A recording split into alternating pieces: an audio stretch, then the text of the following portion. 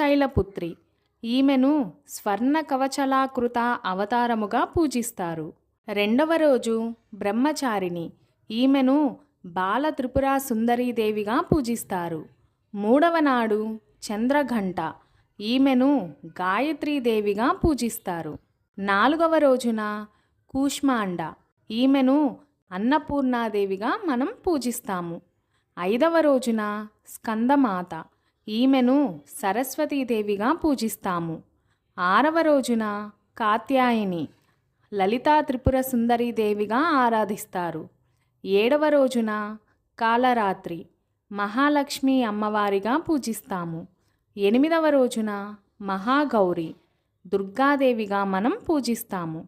తొమ్మిదవ రోజున సిద్ధిదాత్రి. మహిషాసుర మర్దినీదేవిగా పూజిస్తారు. 9 రోజులు అయిపోయాక బ్రాహ్మిణి అంటే రాజరాజేశ్వరి దేవి రూపంలో దసరా పండుగను జరుపుకుంటాము. ఇలా ఈ